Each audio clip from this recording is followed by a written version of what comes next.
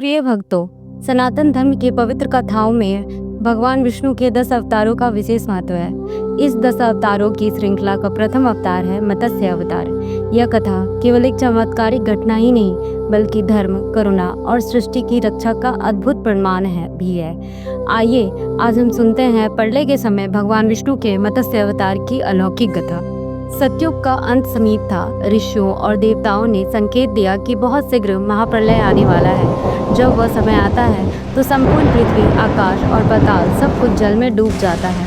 सृष्टि का विनाश हो जाता है और नए युग की शुरुआत होती है। भगवान विष्णु, जो सृष्टि के पालनहार है, ने सोचा, यदि प्रलय के समय किसी ने सृष्टि के बीजों और जीवों की रक्षा नहीं की तो अगली सृष्टि का आरंभ कैसे होगा। इसलिए मुझे अवतार लेना ही होगा। उस समय पृथ्वी पर वैश्वत मनु शासन करते थे। वे सूर्यदेव के पुत्र थे और अत्यंत धर्मनिष्ठ व न्यायप्रिय थे। मनु हमेशा ऋषियों की सेवा करते थे, यज्ञ करते थे और ईश्वर की भक्ति में लीन रहते थे। एक दिन वे नदी के तट पर स्नान कर रहे थे। उन्होंने आचमन के लिए जब अपनी हथेली में जल लिया तो अचानक उनकी हथेली में एक छोटी सी सुनहरी मछली आ। वह मछली अत्यंत विनम्र स्वर में बोली, हे मनुराज, मैं बहुत छोटी और असहाय हूँ। बड़ी मछलियाँ मुझे खा जाएंगी, कृपया मुझे अपनी शरण दे। मनु को दया आ गई। वे बोले, ठीक है नन्ही मछली, मैं तुम्हारी रक्षा करूँगा। उन्हें उस मछली को अपने छोटे पात्र में रख लिया। लेकिन अगले ही दिन आश्चर्यजनक घटना घटी। वह छोटी सी मछली थोड़ी बड़ी हो गई और वह कमंडलू में समाने योग्य ना रही। मनु ने सोचा, यह तो अद्भुत है, चलो इसे बड़े पात्र में रख देता हूँ। परंतु कुछ ही दिनों में मछली और भी बड़ी हो गई। मनु ने उसे तालाब में छोड़ा, फिर गंगा जी में प्रवाहित किया, लेकिन हर बार वह विशाल होती गई। अंततः जब मछली सागर जितनी बड़ी हो गई तो मनु को समझ आया, यह कोई साधारण जीव नहीं। मनु ने हाथ जोड़कर प्रार्थना की, हे अद्भुत प्राणी, आप कौन हैं? कृपया अपना वास्तविक स्वरूप दिखाइए। तभी वो मछली तेज प्रकाश से दमकने वाली और स्वयं भगवान विष्णु ने प्रकट होकर कहा, हे मनु, मैं ही विष्णु हूँ, इस सृष्टि का रक्षक।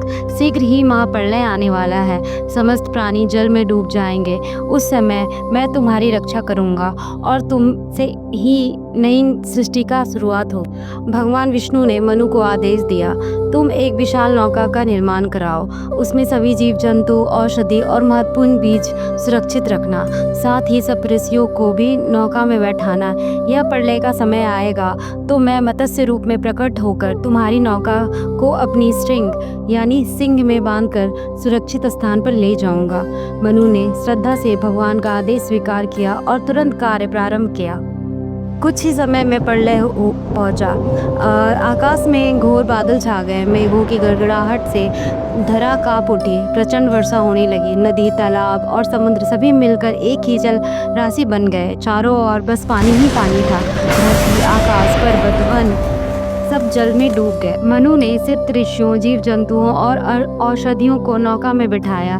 तभी महासागर की लहरों में से एक विराट रूप प्रकट हुआ, भगवान विष्णु का मत्स्य अवतार। उनकी शरीर सुनहरे प्रकाश से दमक रही थी। विशाल पंख थे और उनके सिर पर एक लंबा श्रृंग था। उनका स्वरूप देख मनु और सप्तऋषि विस्मित और आनंदित हो उठे। मनु ने नौका को भगवान के श्रृंग से बांध दिया। नौका को खींचते हुए भगवान मत्स्य ने सप्तऋषियों और मनु को दिव्य ज्ञान दिया। उन्होंने वेदों का रहस्य समझाया, धर्म और अधर्म का भेद बताया और सृष्टि के पुनः आरंभ का ज्ञान प्रदान किया। उन्होंने कहा, धर्म ही सृष्टि का आधार है। जब जब धर्म पर संकट आएगा तब तब मैं अवतार लेकर उसकी रक्षा करूंगा। कुछ समय बाद जब जल शांत हुआ और प्रलय समाप्त हुआ तो भगवान विष्णु ने कहा, हे मनु, अब तुम इस धरती पर मानव जाति के आदि पुरुष बनोगे। तुम्हारे द्वारा इस धरती पर फिर से जीवन का संचार होगा। तुम ही मानवता की नई शुरुआत करोगे।